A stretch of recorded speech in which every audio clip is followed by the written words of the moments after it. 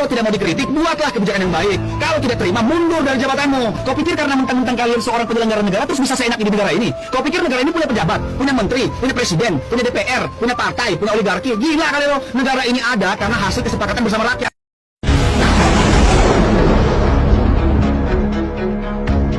Forum Group Discussion. Forum Group Discussion. Indonesia gelap, Indonesia gelap. Sorry ya. Indonesia gelap. Indonesia gelap. Sorry ya. Terlalu besar. Terlalu besar. Dasmu. Omon-omon. Tak bisa. Omon-omon. Tak bisa. Kau jadi Malaysia. Yang nyinyir. Nyinyir. Yang nyinyir. Nyinyir. Lagian Pak, selama Bapak memimpin, Indonesia ini bukannya baik-baik saja, tapi malah tambah mewat-mawut alias morat-marit. Secara sampean kan mantan perwira, mantan prajurit. Kudune sampean diwibawa Pak, nak wis ngerti masyarakat nggak seneng, ya lengser lah. Sadar diri sendiri. Ngapa dadak ngongkoni masyarakat turun ke jalan, kon demo, panas-panasan, klesetan turun jalan. Oh, ya tidak dong Pak. Secara sampean kan gila jabatan. Lagian Pak, selama Bapak memimpin, Indonesia ini bukannya baik-baik saja, tapi malah tambah mewat-mawut alias morat-marit. Dan bagaimana bisa seorang pemimpin bangsa itu bisa salah berhitung berkali-kali? Jadi kalau 10 tambah 6 itu kan 17. Pak Prabowo Subianto, Anda itu sebagai kepala negara dan kepala pemerintahan di mana setiap ucapan adalah kebijakan dan setiap narasi diksi yang disampaikan ke ruang publik itu adalah representasi dari wajah negara dan demokrasi kita. Dan bagaimana bisa seorang pemimpin bangsa itu bisa salah berhitung berkali-kali? Dan Bapak perlu tahu, pemimpin itu tidak perlu takut Pak terhadap rakyatnya yang melakukan kritik. Ketika pria ini sepertinya sudah mewakili isi hati sebagian rakyat. Ini keputusan saya. Saya berpendapat bahwa kita, atau saya khususnya, tidak bisa menaruh harapan lagi pada Presiden Prabowo. Pidato-pidato Presiden Prabowo itu isinya tidak pada substansi permasalahan bangsa yang kita hadapi. Pidato Presiden Prabowo lebih pada konteks masa lalu, kompetisi politik, ya, mempersoalkan masa lalu dan juga membicarakan politik kekinian. Presiden Prabowo dalam pidatonya tidak pernah kita dengarkan dia menawarkan masa depan buat anak-anak muda Indonesia. Dia tidak bercerita tentang Indonesia masa depan. Dia tidak mempidatokan bagaimana nasib guru honorer. Dia tidak pidatokan bagaimana nasib tenaga medis honorer. Dia tidak pidatokan bagaimana itu nasib BPJS yang dicabut, nasib pendidikan gratis, nasib 18 juta lapangan kerja. Presiden tidak pidatokan tuh rupiah yang melemah. Presiden tidak pidatokan itu. Yang dia persoalkanlah entitas politik tertentu, kemudian dia menyuruh rakyatnya pergi. Jadi isi-isi pidato presiden itu konteksnya tidak bagaimana membenahi dan membangun Indonesia, bagaimana hari ini dan bagaimana masa depan. Dalam konteks ini, saya berpendapat bahwa kita tidak bisa lagi banyak berharap pada gaya kepemimpinan Presiden Prabowo. Dengan situasi ini, kita dipaksa untuk tidak menaruh harapan pada beliau. Anda bisa bayangkan di Hari Pendidikan Nasional, beliau tidak hadir atau tidak pidato, kemudian bicara tentang kesejahteraan guru, bagaimana pendidikan di Indonesia, dan seterusnya. Ya, berbeda dengan Hari Buruh. Kalau Hari Buruh, May Day, karena ribuan massa berkumpul, beliau cemas datang ke tengah-tengah massa dan kemudian pidato tentang nasib buruh, kemudian membagikan sembako. Jadi potret ini menunjukkan bahwa memang presiden ini sedang berpikir bagaimana kekuasaan ini tidak diganggu. Kekuasaan ini tidak didaya gunakan untuk membangun apa yang menjadi mimpi rakyat Indonesia. Jadi rakyat Indonesia dengan situasi ini, saya pribadi berpendapat tidak ada harapan pada Presiden Prabowo lagi. Forum Group Discussion.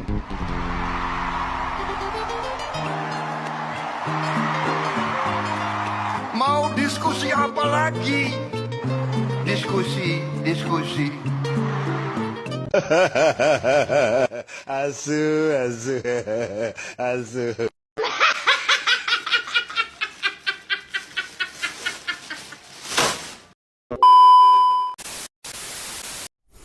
Prabowo Subianto terus dihujat oleh rakyatnya dengan berbagai dari kebijaksanaan yang ternyata membuat masyarakat justru semakin sengsara.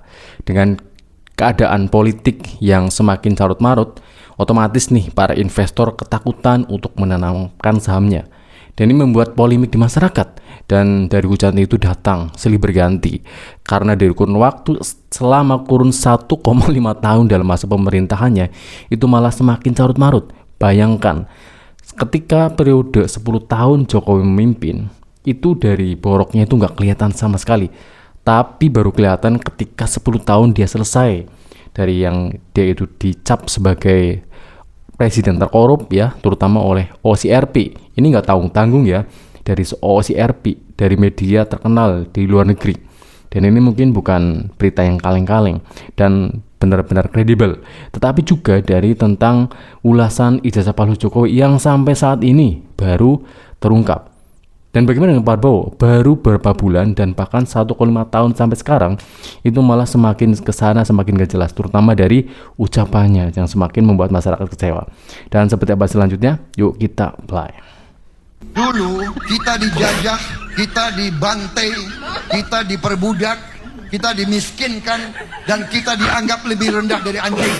Di beberapa negara selalu mereka bilang begitu. Rakyatmu tinggal di pohon.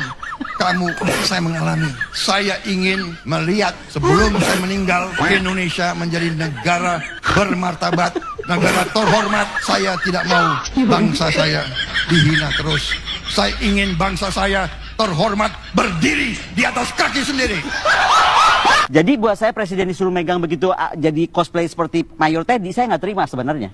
Buat saya itu saya mencoreng gitu loh, mencoreng harga diri saya sebagai saya masih rakyat Indonesia, masih paspor hijau karena saya bangga dengan paspor hijau. Tiba-tiba sebelahan sama Trump, walaupun nyebelinnya terus disuruh megang map, kalau gue sih marah banget tuh, beneran. Hari ini sih emang disuruh cuman megang map ya kan. Mungkin besok-besok disuruh beli rokok ke warung Madura. Tolong dong para pendukungnya bilangin besok-besok jangan pernah pidato teriak-teriak antek asing ya. Tolong siapapun tolong ingatkan beliau supaya kalau pidato jangan nuduh-nuduh antek asing. Indonesia diinjak-injak kemerdekaannya selama 80 tahun Indonesia merdeka. Begitu bukan kalah, diinjak-injak, kita memang benar-benar nggak punya kemerdekaan. Nanti kau pakai mobil buatan Indonesia. Kau naik motor buatan Indonesia. Kau pakai jam buatan Indonesia. Kau pakai sabun buatan Indonesia. Kau pakai parfum buatan Indonesia. Kau pakai sepatu buatan Indonesia. Itu yang saya cita-citakan. Apapun keputusan Prabowo, apapun keputusan yang diambil Prabowo selaku presiden, hanya akan menguntungkan Barat alias Amerika. Akan merugikan negaranya sendiri alias Indonesia. Dan sekarang terbukti, ketika Donald Trump memberlakukan sanksi tarif impor kepada Indonesia sebesar 32%, Prabowo selaku presiden langsung negosiasi. Hasil dari negosiasi turun menjadi 19%. Tapi 19% itu dibayar mahal oleh Indonesia, bukan gratis ya, lewat perjanjian dagang antara Amerika dan Indonesia. Bunyi-bunyi dari perjanjian dagang itu adalah, yang pertama, Indonesia harus mengimpor Boeing dari Amerika sebesar 200 triliun lah ya. Harus mengimpor BBM dari Amerika sebesar 252 triliun. Harus mengimpor hasil pertanian Amerika sebesar 73 triliun. Dan harus mentransfer data Indonesia, data rakyat Indonesia ke Amerika. Plot twistnya sekarang nih ya, ketika Indonesia sudah menandatangani perjanjian dagang yang notabene merugikan Indonesia, Mahkamah Agung Amerika malah memutuskan membatalkan semua sanksi tarif impor yang diberlakukan oleh Trump dan hanya menetapkan tarif impor sebesar 10%. Bayangkan aja betapa tololnya orang yang bernegosiasi dengan Amerika pada saat itu. Itu baru boncos yang pertama ya. Boncos yang pertama aja Indonesia rugi 650 triliun lebih lah ya. Plus data rakyat Indonesia ditransfer ke Amerika. Nah, boncos yang kedua adalah ketika Prabowo memutuskan untuk gabung ke BOP. Kemana-mana saya ketemu rakyat kecil, petani, Pak, tolong Pak, MBG jangan diberhentikan. Ini sangat membantu cucu-cucu saya bisa makan, sangat membantu saya, sangat membantu keluarga saya. Inilah pengakuan pendukung Prabowo setelah 1 tahun menjabat. Jujur ya guys, saya adalah salah satu orang yang dulunya itu marah ketika Prabowo dikasih nilai 11 dari 100. Tapi sekarang setelah 1 tahun kepemimpinannya, kok saya malah malu ya guys. Kok bisa saya dulu marah, ya Allah, ya Allah. Sawit disamakan dengan pohon di hutan. Dulu dikit-dikit bencana nasional, setelah jadi pemimpin ada banjir, nelan korban 1000 lebih, malah nggak ada apa-apa. Bencana belum selesai karena faktor ekologis, malah mau nanam sawit di Papua. Hutang kereta cepat tidak masuk akal, terindikasi korupsi, malah diklaim tidak ada masalah dan siap nanggung katanya. Ada desakan pecat menteri, malah menterinya dapat pujian. Bilangnya stop koneksi koncoisme, malah ngangkat ponaan jadi wakil menteri, dan sekarang jadi deputi gubernur BI.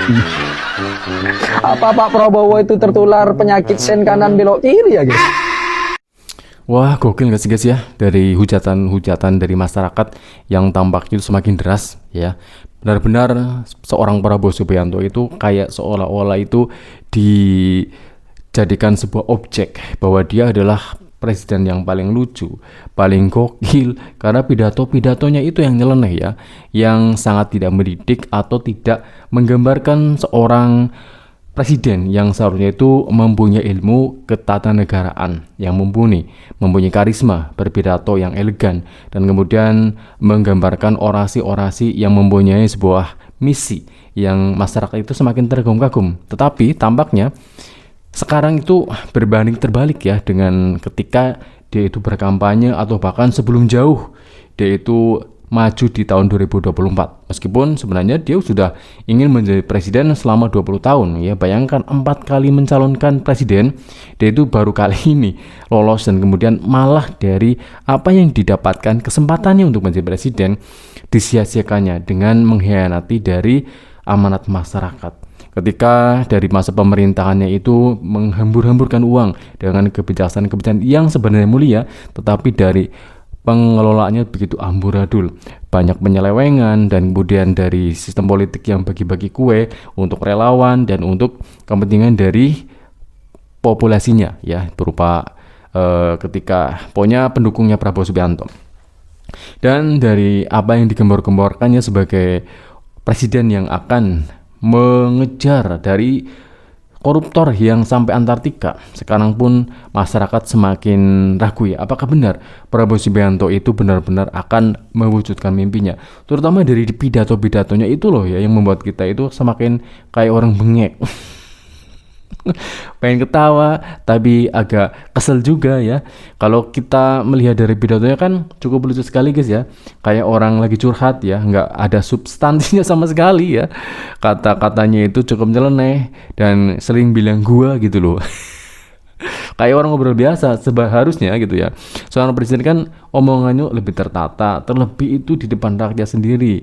Kayak orang lagi ngajarin para pejabat di bawahnya gitu guys ya, untuk membuat statement yang kocak dan gak bertanggung jawab. Otomatis kan sekarang banyak pejabat yang mengatakan dari statement seperti itu kayak orang nggak pernah mikir 2 kali dengan dari pernyataan yang cukup nyeleneh dan membuat masyarakat itu semakin kecewa dengan dari pemerintahan di masa Presiden Prabowo Subianto, terutama dari kebijakan-kebijakan DPR ya, yang juga statementnya sangat lucu sekali, terutama dari Puan Maharani yang seringkali dicap sebagai pimpinan DPR yang boleh dibilang dia itu sangat mengutamakan dari kepentingan para anggota dewan, tetapi tidak mengepentingkan para kepentingan masyarakat. Dan cukup sekian, assalamualaikum warahmatullahi wabarakatuh.